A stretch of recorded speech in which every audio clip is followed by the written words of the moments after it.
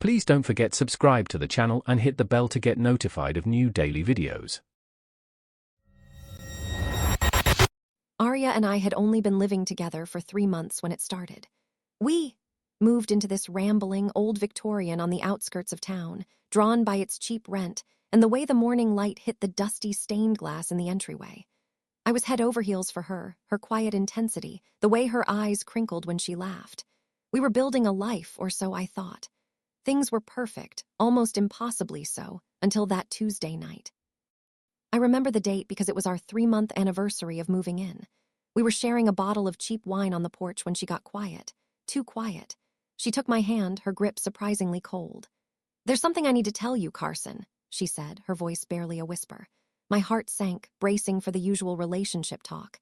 Instead, she leaned in, her breath smelling faintly of damp earth and something else, metallic. "Every third night, sometimes every fourth, I have to go through a process. It happens in the cellar. I go down there and I lock myself in for a few hours. During that time, you cannot, under any circumstances, come near that door. You cannot peek, you cannot listen too closely. You just have to pretend I'm not there. If you see me, if you look, it will break you. It's not a joke, Carson, it's for your own good."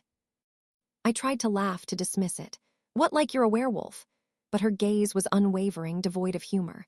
"Worse," she said. "Much, much worse. And I'm telling you this because I love you. This isn't negotiable. If you can't live with it, tell me now." I looked into her eyes, searching for a lie, a flicker of deceit. There was none, just a deep, terrifying earnestness. I loved her. I nodded numbly. "Okay," I said. "Okay, I can do that." The first time, I couldn't sleep. I heard the lock click from the cellar door downstairs around midnight. Then silence, for about an hour. Then faint sounds. A wet, tearing sound like adhesive tape being peeled from flesh, only thicker. A low, guttural sigh that didn't sound human. A faint, musky scent, like a forest floor after a heavy rain, began to seep up through the floorboards. It made my stomach churn. After what felt like an eternity, the sounds stopped. A different click, the cellar door opening and closing. Aria came upstairs, looking different. She glowed almost. Her skin seemed tighter, smoother, but there was a subtle rigidity to her movements, a distant look in her eyes. "Good night," I asked, feigning casualness.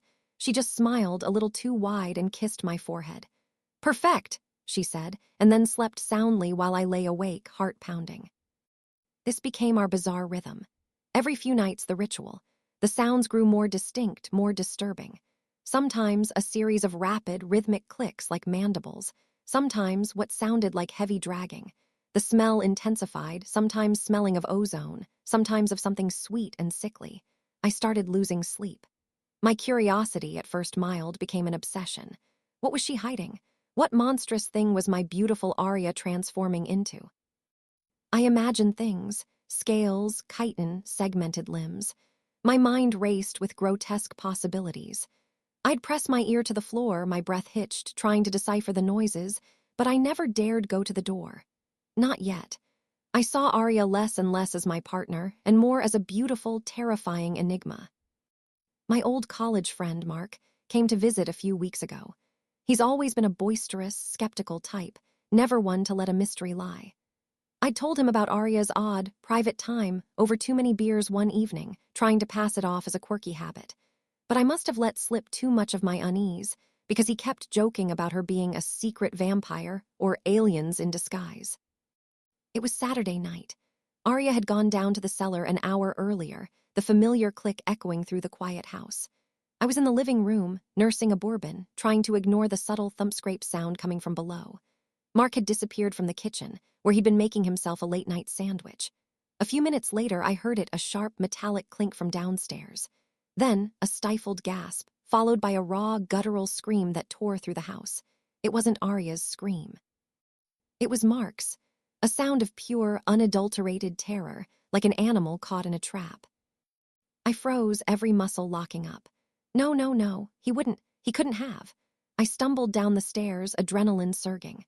The cellar door was ajar, a sliver of sickly yellow light spilling out. Mark was scrambling backward, clawing at his face, his eyes wide and unfocused, blood already streaking his cheeks where his nails tore at his skin. He was babbling incoherent words about too many eyes and wrong angles, his voice rising to a shriek. Inside the cellar, bathed in that dim, unnatural glow, I saw something. A heap, pulsing softly, vaguely humanoid but alien, covered in what looked like glistening, dark membranes. It shifted and I caught a glimpse of movement, too many joints, too many segments. My mind screamed, but my eyes refused to process the full horror. Aria was there too, her body a blur in the dim light, scrambling to cover the thing, a look of profound despair and terror on her face. I didn't let myself look for more than a second. My instincts, or perhaps Aria's earlier warnings, kicked in. I grabbed Mark, pulling him back from the door, away from the abomination in the cellar. He was still screaming, trying to gouge out his own eyes. I somehow managed to get him out of the house, babbling nonsense about shedding skin and wrong faces. I called an ambulance, weaving a frantic, desperate lie about a bad reaction to some experimental edibles he'd taken. The paramedics looked at me strangely, but they took him away. Mark is now in a psychiatric facility, completely catatonic most of the time, punctuated by violent outbursts where he still tries to claw at his eyes.